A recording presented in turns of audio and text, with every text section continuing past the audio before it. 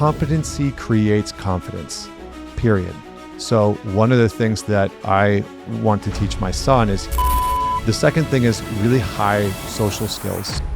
One of my theories is that in the future, human interaction, human connection will become a real premium. Yes, 100%. And so how do you prepare a child for that? The only reason why I've had success in my life is because I have allowed change to change me. So the more that we can help our children develop this capacity to be adaptable, the more that they're going to be able to use the emerging technology to be successful in life. I've been into schools to talk about being a man, being a boy, and I found the boys to be incredibly intelligent when you actually engage them in a conversation of, okay, who do you want to be in the future? The men who are the most successful in the future will have... Great to have you again on the podcast, Connor. Good to see you. Good to see you well. Yeah, man. Good to see you too. Thanks for having me back. Yeah, it's been a little while. The world has changed a lot, right? Last time we spoke, it was the middle of the pandemic, which was a very different reality that feels like it hasn't quite gone away yet. True.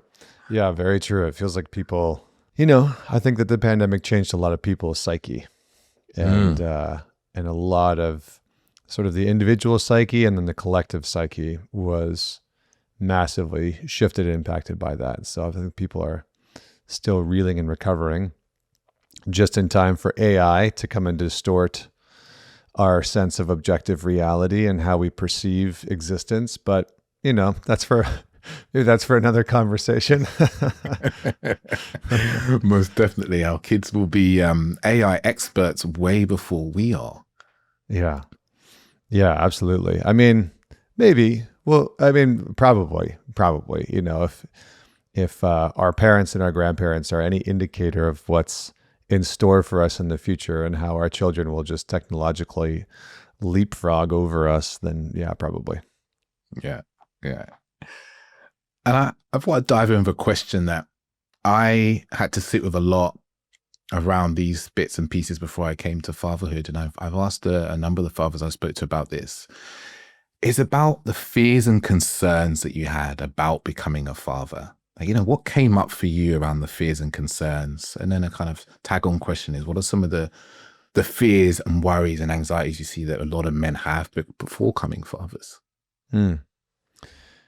Yeah, I mean, when I was on the precipice of becoming a dad, I think the main fears and concerns that I had was repeating some of the stuff that, I experienced in childhood, and worrying that, I'd be angry dad, or that I would be absent dad, or that I would be checked out dad.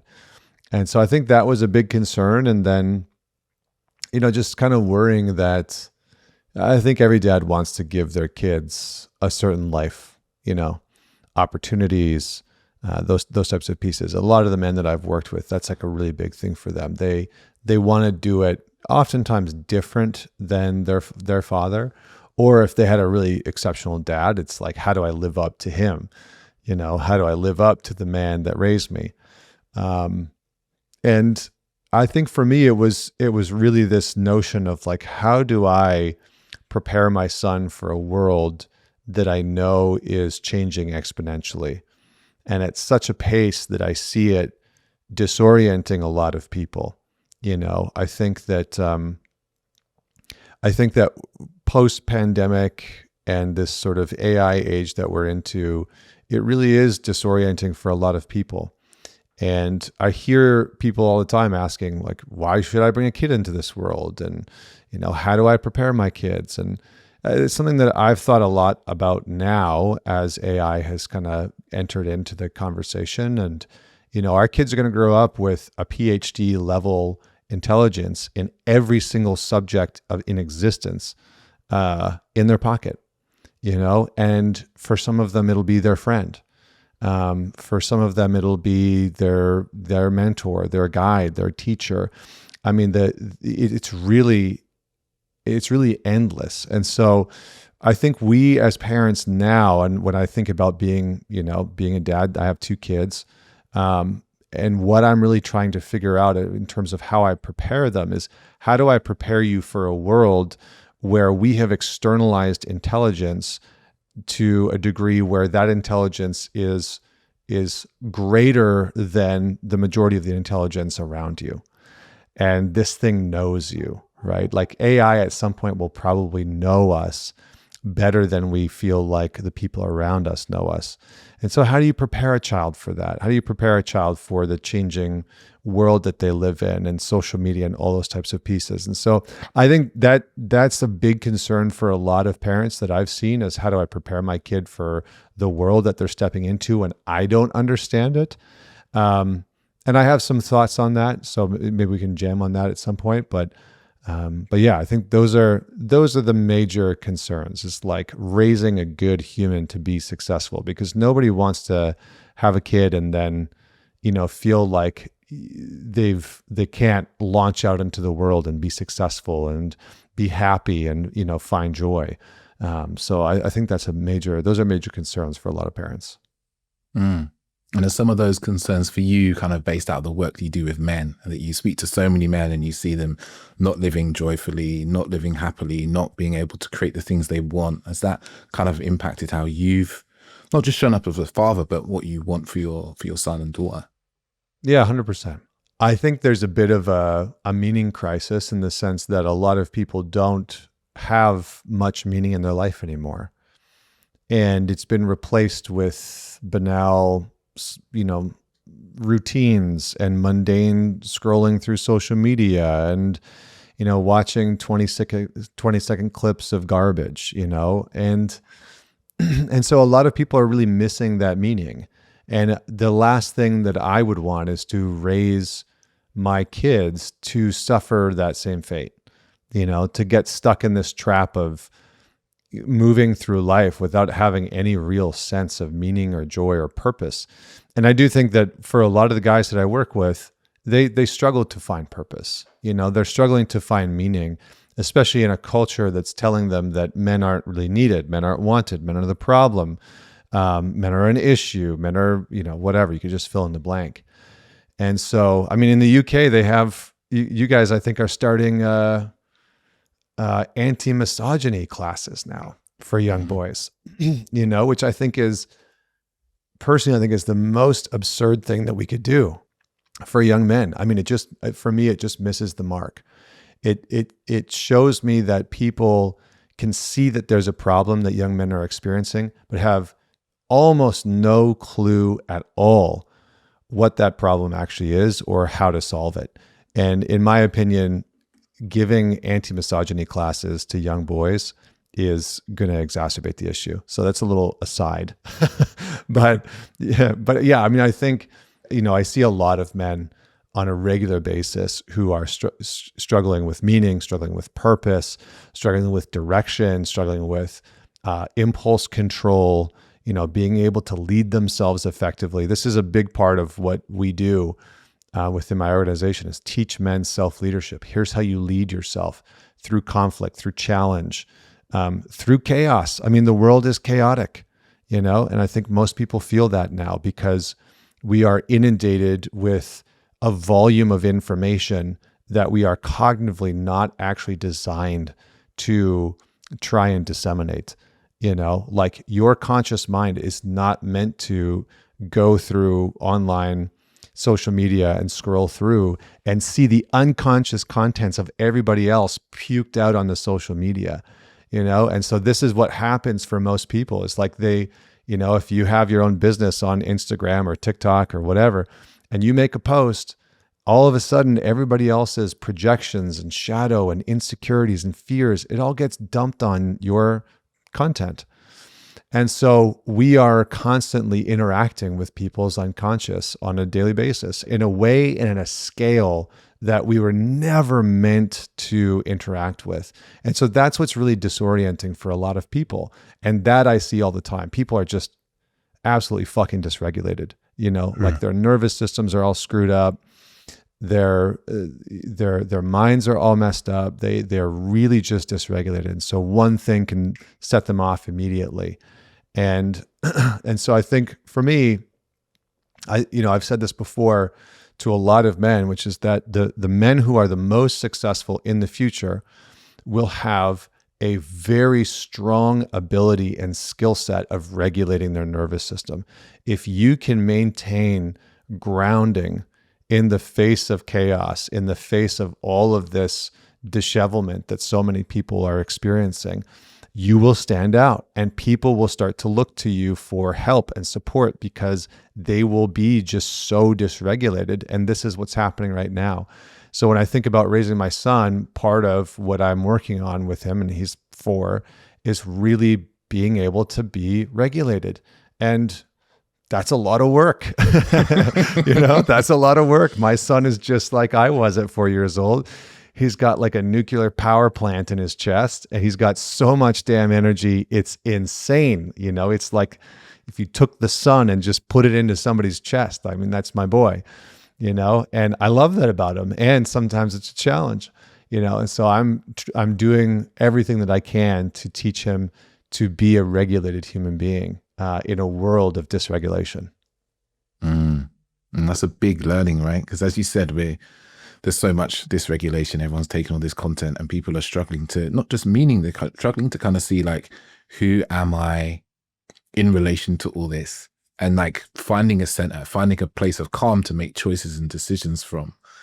And, like that learning from a young age isn't necessarily that you can teach a child at 4 years old to like, hey, let's do this breath work and you're going to do this shaking and then you're going to do this awareness practice. But I guess what I'm guessing you're saying is actually is being a mentor of regulation, of like the co-regulation as a tutor and teacher of how to show up in a way that's grounded and finding the spaciousness within. Yes, 100%.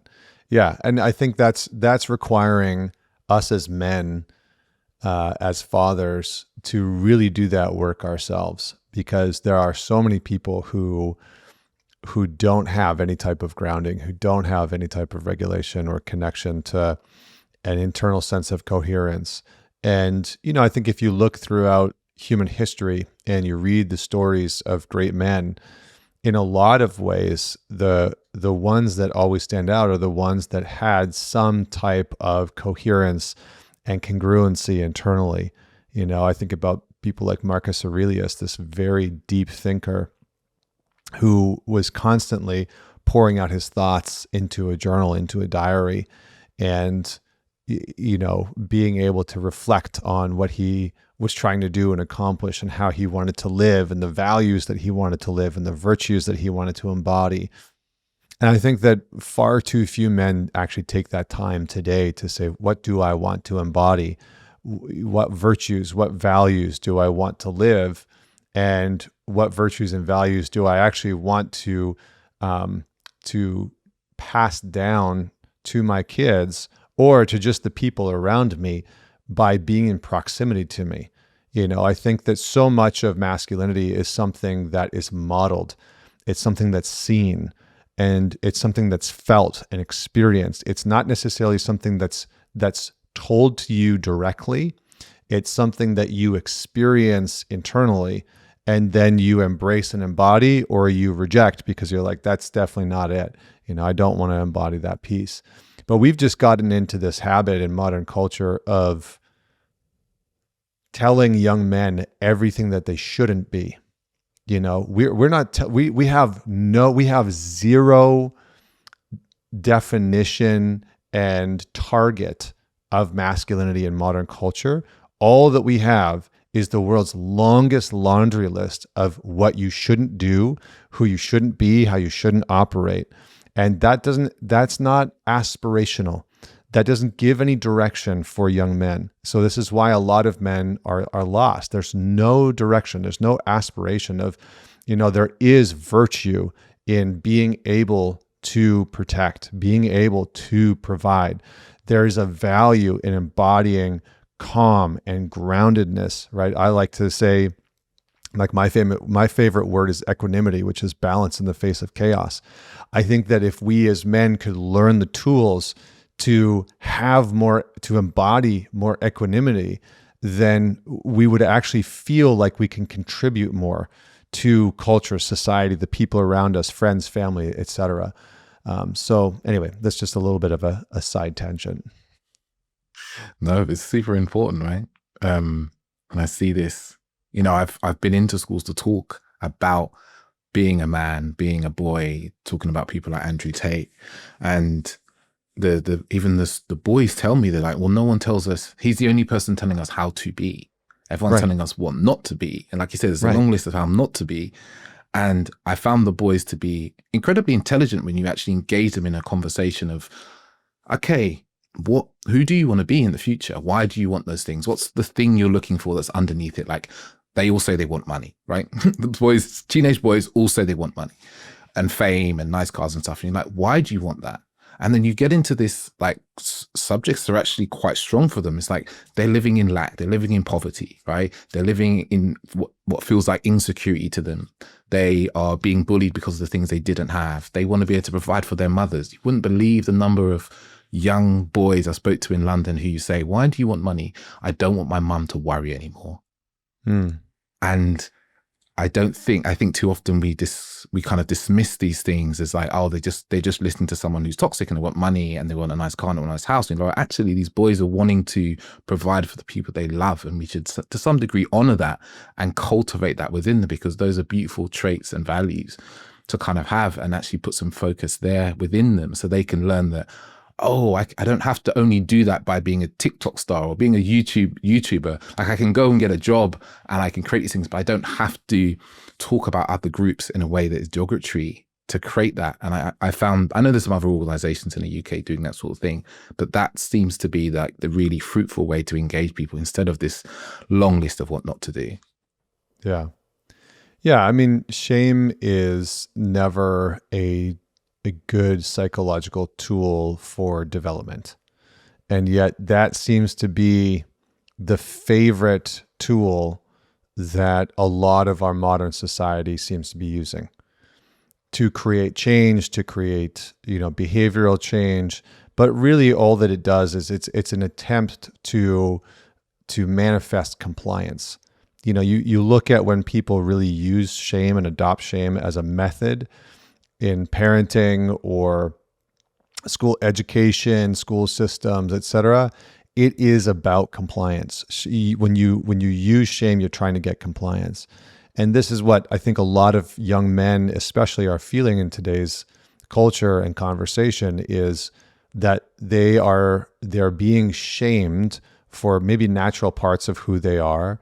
They're being shamed into a type of compliance that you just need to go along with a certain narrative or belief system or ideology. And it doesn't actually fit in with the real world of what they experience. It's like they might be told on the one hand, like, oh, women don't need you to be, women don't want you to be a protector or a provider. And then they get out in the world and they start dating, and they date women who are like, actually, I want you to make more money than me. And they're like, but I've been told this whole time that that's not important to you. So I think it's very confusing for a lot of young men. And I also think that the natural social drivers, biological drivers that are inside of us as men are being undercut. It's almost like you're wrong or you're bad. You shouldn't want those things. And so I think for a lot of young boys, they have very good intentions. I've worked with a lot of young men, and they have very good intentions. They really do want to be successful, but they're just inundated with this kind of paradoxical messaging about who to be and how to be as a man. And you're right. I think there's so few men that are actually saying, here's what you could be as a man. And for the most part, the loudest voice doing that has been people like Andrew Tate. And he does this thing where he'll say a truth about men and boys, and he'll wrap it in an inflammatory statement. And so what ends up happening is everybody talks about it. It's a really intelligent thing to do, because a lot of young men will hear, well, that part is true. What he's saying about me and my experience, that part is true. And then the inflammatory statement's like, well, don't worry about the inflammatory statement. Just like hear the truth that he's saying, right? But a lot of other people get caught on the inflammatory statement. So, and I'm not advocating for Tate. I'm just saying this is what he does, right? And this is why he got so popular. And this is why so many young men gravitated towards him. It's like nature abhors a vacuum. If you don't have a good model and representative for young men to look up to, it's going to get filled by something. And especially it's going to get filled by somebody like Tate when the conversation around men and masculinity and young boys has been so hostile for so long and so degrading for so long. And, we can't even talk about young men and some of the problems that young boys are facing in a productive way, because it immediately gets, it's like, well, you must be against women. You must be anti-women. You must be, what about women's issues? It's like, they can both have issues. We can still be for women and talk about the stuff that's happening to men. So I think it's a very interesting time. And I guess a lot of the boys are kind of experiencing this vacuum of fathering as well, right? So they kind of have this father wound of lack of direction and confidence and self-belief and direction. And I guess I'm going to take it back to you is when it comes to your kind of embodiment of fatherhood, what was the father wound that you learned about yourself, you saw in yourself, or maybe you inherited from your father? What do you feel you're doing to ensure that doesn't get passed on to your son, to your daughter? Yeah, I mean, absent fathers it's a big problem. I think when you look at the research and some of the stats, you have something like 85% of school dropouts come from fatherless homes. 90% of runaway kids come from fatherless homes. 80% of the youth crimes are instituted by especially young men that have no father figure in the household. And, in the United States, 1 in 4 kids are going to grow up without a father figure in the house. 1 in 4. I mean, that's insane.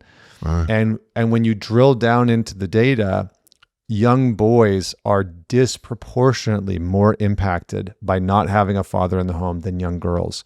So when there's an absent father in the household and there's a boy and a girl in that household, the young girl might have, a higher predilection towards sexual exploits and increased susceptibility to teenage pregnancy, but her grades aren't going to be impacted. She's still going to be able to function in society. She's not as likely to, commit a crime or anything like that. But with young boys, when dad's absent, all of those things just spike.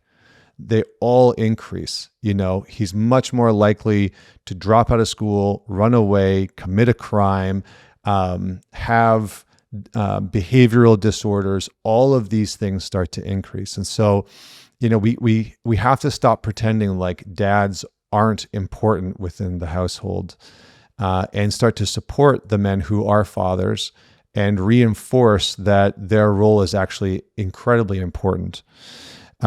And that might also mean changing some of the ways in which the legal system operates after a family separates and breaks up. Because a lot of the times the legal systems are still such that when a divorce happens, when a separation happens, the father really almost always kind of gets the short end of the stick in terms of custody, in terms of seeing his kids and being a part of their life. Now, I'm not negating that there are some men that are, they're not great dads and they don't spend time with their kids. But almost every single man who was once a boy has said something like, I would have rather taken my not great dad than no dad at all. And that's pretty common, unless he's really violent or, an addict and he's suffering some way or he's abusing them. I think in those cases, it's like, I just didn't want him around. But one of the things that I'm trying to institute with my son, there's a few things that I think are really important that I think our generation kind of missed out on. And the one thing is learning how to learn. I think in the future, maybe I'll just lay them out. Learning how to learn, being highly adaptable, having high social skills, and being resilient. So developing resiliency within our sons. So I'll try and go through all these. So learning how to learn. If you have an AI in your pocket that can teach you absolutely anything, right? World's your oyster all of a sudden. You can learn about ancient history. You can go down the path of quantum mechanics. You can learn about whatever the hell you want, right? You can learn about gravitational pulls. And I mean, it's insane. And so one of the things that our education system has not done very well is that it doesn't actually teach children how to learn. It teaches them how to memorize and regurgitate. That's not actually functional learning. So one of the things that I want to teach my son is here's how you approach learning. Here's how you actually learn how to learn effectively, so that regardless of what you get curious about, that you know how to learn about that subject, and you know how to learn, use technology and tools to actually do that. So that's the one thing. The second thing is really high social skills. So we're coming out of a generation that was on social media nonstop. And because of that, their social skills and their social resiliency is quite low. They do not make friends very well. A lot of them are more isolated. Again, if you look at the data around young boys, young men, they have less friends than ever before. So teaching really robust social skills is going to be incredibly important for the future generation of young men. And then being able to have some level of resiliency, being able to face hardship and continually do hard things. Like my son and I have a saying. I was digging a trench out of the backyard. I built a sauna for the family, for my wife and I. And I had to dig this like 2-foot trench, and from the sauna to the power box. And our yard is like rock, like the ground is just solid rock. And so I had to get a pickaxe, and I'm like pickaxing, this 2-foot deep trench. And my son comes outside and he's wanting to help, and he's so happy to do this, right? But, after like 5 minutes, he's got this little shovel and he's shoveling stuff out, and it's hot as hell outside. It's the middle of summer. And he says, "Dad, this is hard work." And I said, "Yeah, son, hard work is good work." And he's like, "Yeah, hard work is good work." And so, for the rest of the day, hard work is good work. All the time, when something's hard work is good work. So teaching him this resiliency of like, you have to do hard shit. And actually doing hard shit is oftentimes where meaning and purpose resides. It's choosing to do hard things that are taxing and challenging for you mentally, emotionally, physically, spiritually, that we derive meaning from as people. And we've been kind of indoctrinated into this notion that we shouldn't do that. We shouldn't pursue hardship. We shouldn't do hard things. We should live a life of like comfort and ease, which is complete nonsense. And then adaptability. Adaptability is the last piece that is absolutely necessary. Technology is going to change so rapidly. Our world is going to change so rapidly with AI. It's hard to kind of, even if you listen to the Sam Altmans and the Elon Musk and stuff like that about how AI is going to change things. Even there, I can't really predict what it's going to look like. But what everybody agrees on is that things are just going to change exponentially over the next 10, 15 years. And that change is going to happen so fast. New medications, new sciences, new discoveries in physics, new technologies, our social structures are going to change. And so if you can really work with your kid, and this is one area that I've really had to work on with my son, because he doesn't do well with transitions. He doesn't like it. He doesn't really like when things change. And so I've really had to work with him to support him in transitions and change, to be malleable and adaptable when things change. And this is something that served me, and maybe this is how I'll end this part. The only reason why I've had success in my life is because I have allowed change to change me. I've allowed change to change me at my fundamental core level. I haven't resisted it. Whenever change has happened in my life, I pay very close attention. I learn the lesson that's there. I adapt to it. I alter myself, my life based on the change that's happening. And that has worked incredibly well for me. I would not be where I am today if I wasn't so willing to allow change to do something to me and my life. And I think that far too many people are change rigid. They are just change averse. They do not want change to happen. They're terrified of change happening. And again, the world is changing so quickly at a global economic level, at a social-political level, at an education level. The world is just changing so rapidly. And so for a lot of people, it's very disorienting. It really, they can't handle it because they want things to just stay as they are.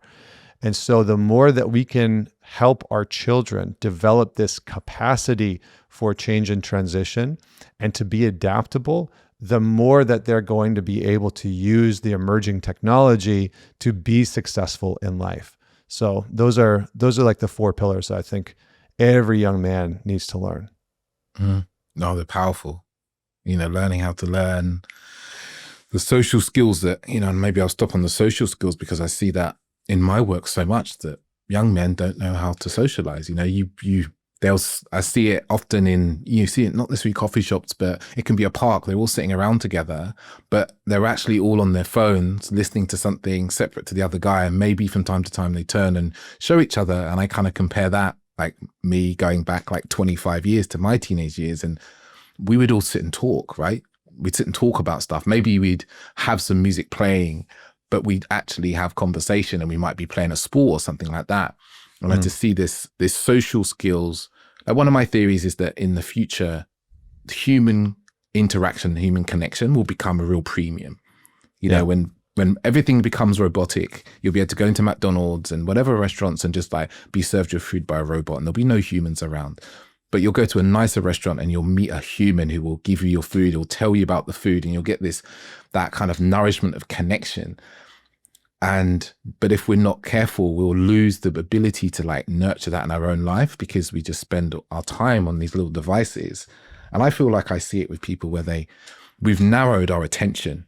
We narrow very easily into just like the thing we're thinking in our mind or the thing we're paying attention to. And we miss like being broad and looking out and noticing other things for our awareness. Our awareness kind of hones in on like overthinking, anxiety, worries without actually being able to like look up and go, oh, actually, there's a lot more going on in my life. And I think this is kind of part of the smartphone life that's happening, but it's also damaging this way in like socializing and not becoming too drilled down into like, oh, I said something that might not be great. It's okay because I can be aware, I can see people's faces and it's not really landed instead of being so honed in on our own overthinking and worrying. Mm-hmm. Yeah. Yeah. And I think we as men need to lead that for the future generation. Take them out into nature. Take your son and a couple of his friends and go camp, go hike, go do something. And it's like, I do think that with kids, there's value in forced connection. There's value in like, okay, we're going to go hike for the day and no cell phones.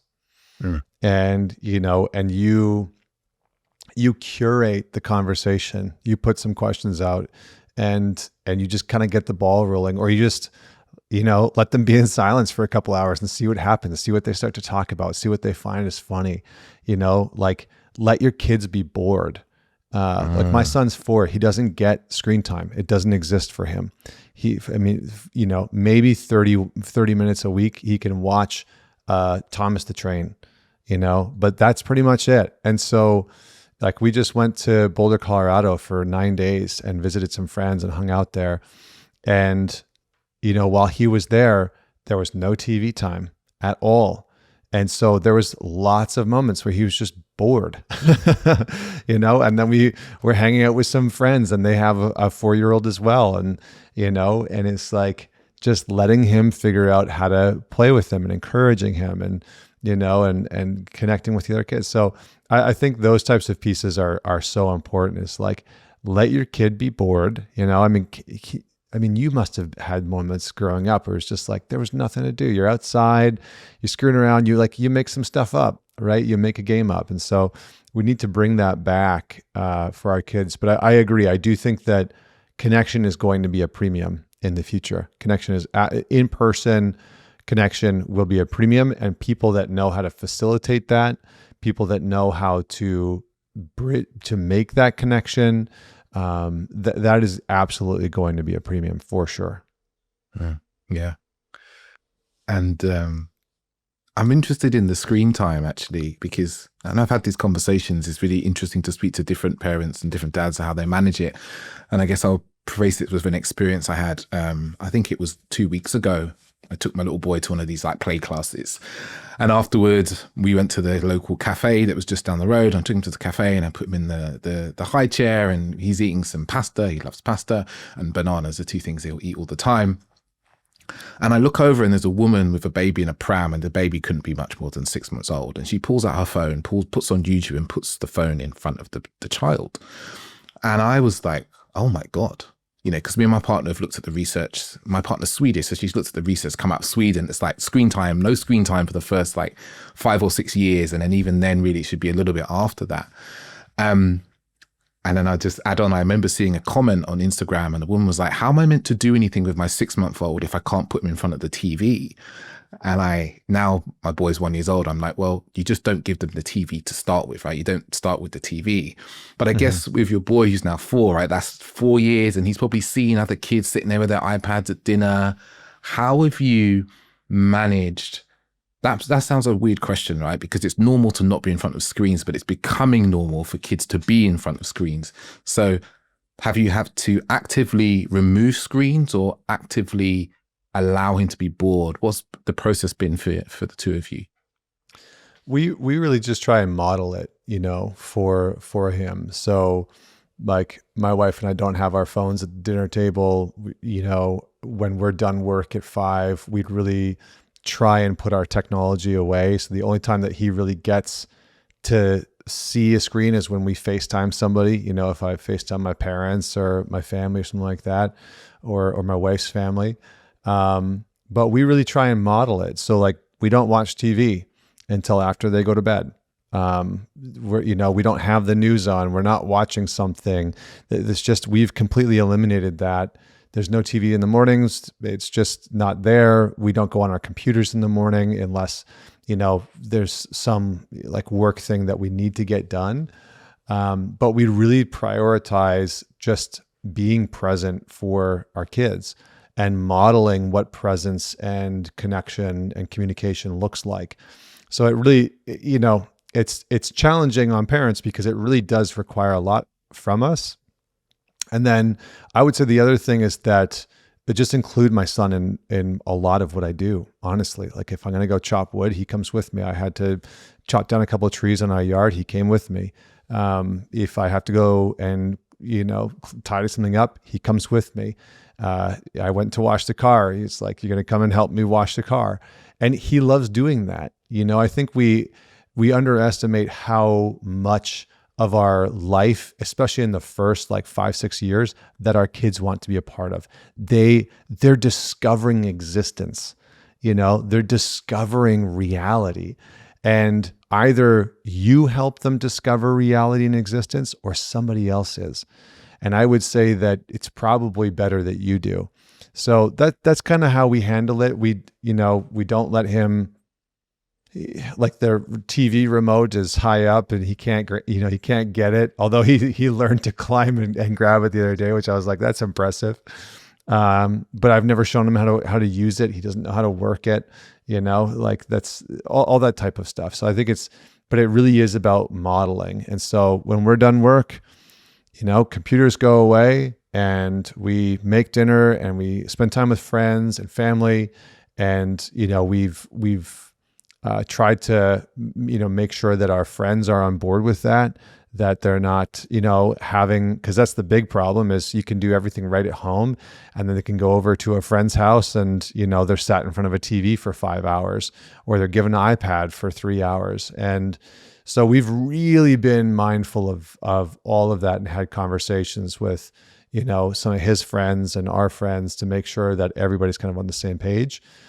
But I think a lot of parents are getting there, where they know that giving your kid, especially, that early 6 months, a year old, that's gonna decimate their social skills. It's gonna absolutely decimate their ability to interact with people in the real world. So yeah.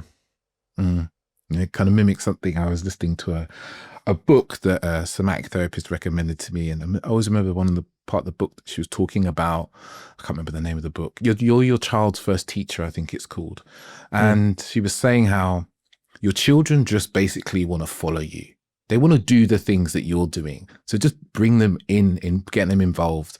She was talking about, if you're cooking some food, put the stuff down on a lower table and let them pretend to kind of help you, bring them involved in your world, and don't put them somewhere else for them to play with a thing that's outside of you. So that they start to learn about the adult world through the experiences with you and how important that is for them, like you said, to explore. And it's something I really... I was just going to say, my son washes the dishes, loads the dishwasher, helps to make dinner, and I'm not putting him to work. He's collaborating, he's helping out. When I go and shovel the sidewalk in the winter, he's got his own little yellow shovel and he wants to do that too. Right. And so it really is competency creates confidence, period. Full stop. If you want to raise confident young men or women, help them be competent, help them be good at things. And, again, this can be challenging. It can be hard as a parent to really teach competence in a kid when you want them to get it right, or you don't have a lot of time, or you're lacking patience. I get it. It's being a parent it's challenging. And it's also incredibly rewarding when they start to get it. I had to teach my son this method because he kept, I swear to God, he was doing it on purpose just to annoy the living shit out of me. My son knows where the button is inside of me, basically, that hits the frustration button. He knows where that button is, but he kept putting his shoes on the wrong feet, just somehow every time. I was like, how do you put them on the wrong feet every time? That's almost amazing, But I think either he was doing it on purpose or he just didn't know and he's waiting for me to teach him. And so I gave him this little method, it's step 1, we do this. Step 2, we do this. Step 3, we do this. And I was like, can we do these 3 things every single time? And since I showed him that, and over the course of 2 days, I was like, do the method, do the method, do the method. Now he puts his shoes on the right feet every single time. And he comes to me, he's like, look, Dad, I put them on the right feet. Look, they're on the right feet. And he's so proud of himself, right? So it's these types of things that especially with young boys and young men, there is something about being competent and capable that we deeply crave. And so you really have to spend a good amount of time and energy and attention in being able to teach and develop competency within the future generation. Because a lot of the men that I work with, part of their wounding is I didn't get taught that competency. No one showed me how to do these basic things. No one showed me how to change the oil in my car, and no one showed me how to change the tire on my vehicle. No one showed me how to shave, and there's a wounding inside of men that exists because another man, specifically usually their father or their grandfather or an uncle, didn't teach them how to do something and be proficient and competent at something. So if you take anything from what I've said, it's with young boys especially, teach them competency, help them be good at things. They want to do that, especially at certain developmental stages. Yeah, the feeling of being good enough. We want to be great fathers, right? In the moments, be fun, teach them things. And I guess I'm curious about, for you, it's in the moments that are difficult, right? Those are the moments that, we know because we see our coaching clients can spout off the moment that our father shouted at us, screamed at us, told us that we were stupid and all those sorts of things. I guess the question is there's an idea you probably have of the father you want to be when you feel frustrated or you feel annoyed. And I guess what is the idea of the father that you don't want to be in those moments. And I'm curious about how you felt about yourself when maybe that father is kind of leaked out a little bit. Yeah, it's mostly the like loud, angry dad. I'm not the absent father. Like I'm there, I'm present. I spend a ton of time with my kid. And that will continue. But it's like the loud, angry dad, and I think every father, this is a tightrope to walk, because there does need, in my opinion, to be a certain level of assertiveness. There does need to be a certain level of firmness that a son especially needs to be able to press against a father in a way where he can start to learn limitations. He can start to learn boundaries and edges. And usually with a lot of young boys, they want to test their edge with their father. Like my son, we wrestle a lot, and like he wants to wrestle. And I do Muay Thai and kickboxing every single week. And so we'll play around, and he has no interest in learning Muay Thai and kickboxing, which is, like a little sad for me. Maybe he'll pick it up at some point, but I'm like, I bought him like little gloves. And I wanted to teach him, but we wrestle all the time. And he's like, one day I'm going to be stronger than you. One day I'm going to be bigger than you. And I'm like, yeah, buddy, like maybe, probably, but you're going to have to work for it. You're going to have to work for it. You're going to have to work to be stronger than dad. And he loves that notion, right? But coming back to your question, it's a very tight rope and fine line that I think we walk as fathers around being firm, being assertive. And so I have a bunch of different things that I do when I'm feeling that frustration. The first thing that I do, and I don't always get it right? There's still some times where I probably raise my voice in a way that isn't great. So I'm not perfect. I'm fallible as a parent. I don't think there's like, I'll share this one thing and then I'll share my tactics. A mentor of mine years ago said, there's no such thing as a perfect parent. Every parent's going to fuck up their kids.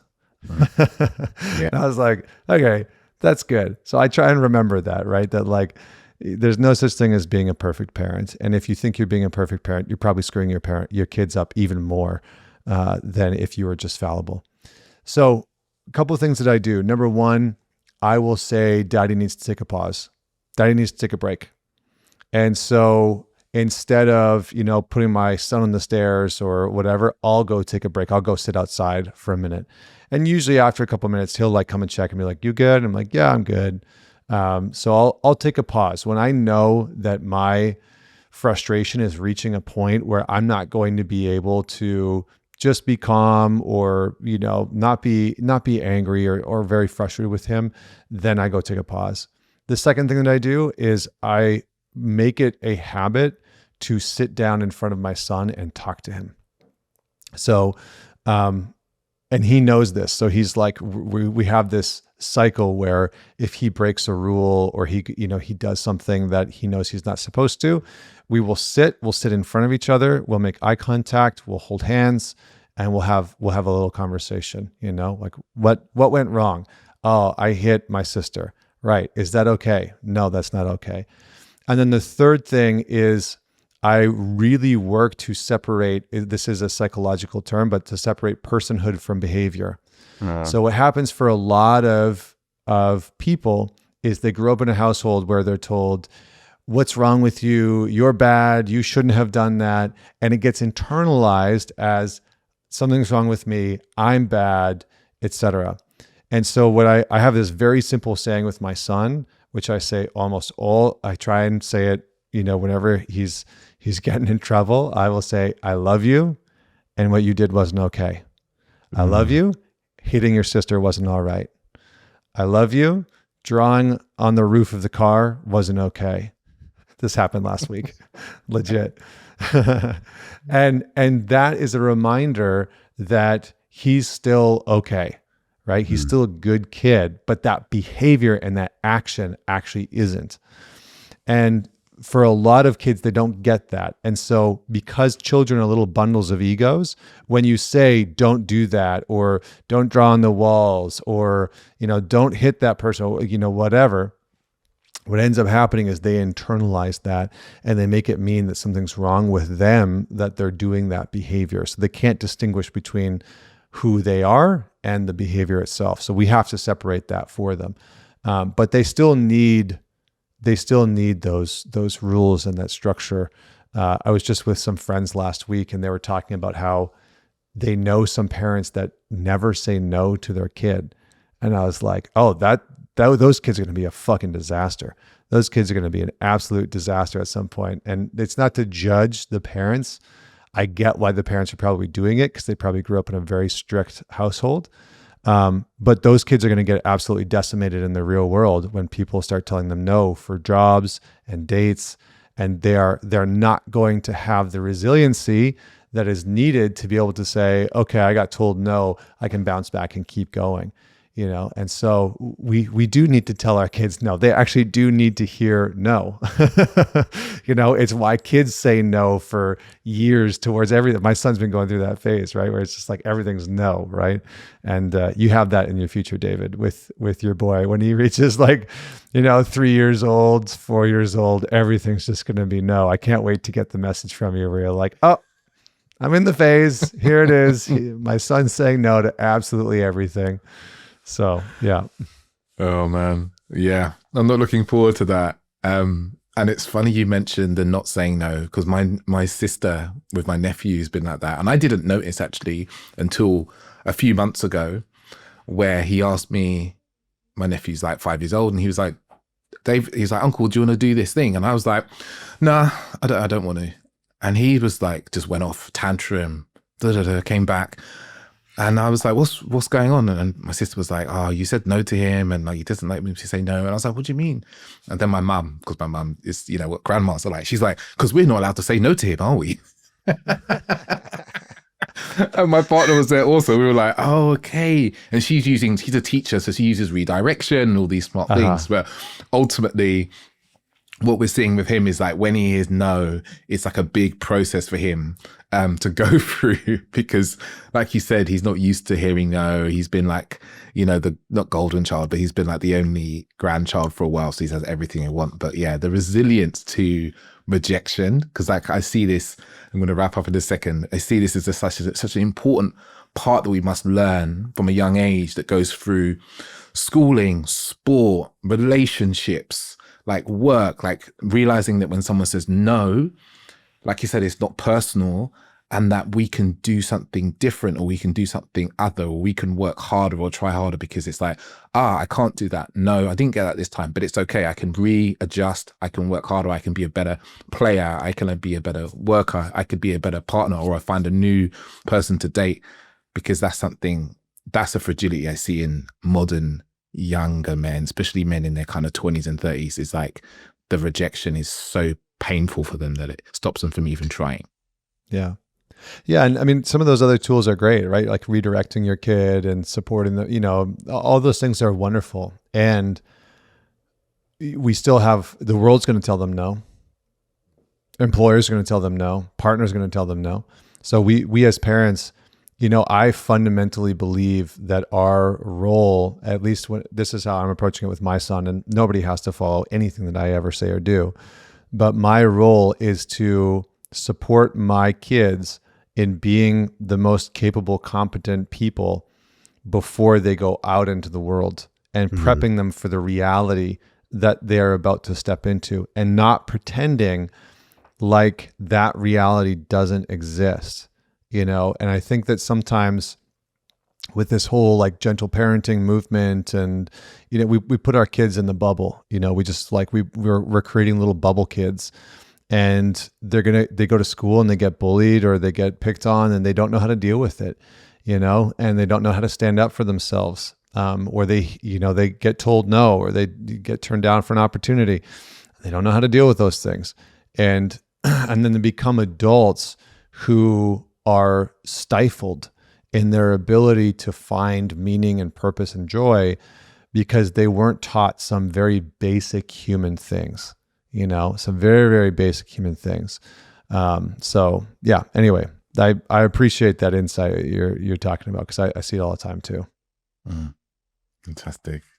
Thank you, Connor. Thank you for all these insights in your fatherhood journey and how you're raising your little boy and girl. Imagine the listeners are dying to know where they can hear more from you. They can find out about, you've got your podcast and your courses and your retreats and all sorts that you run now.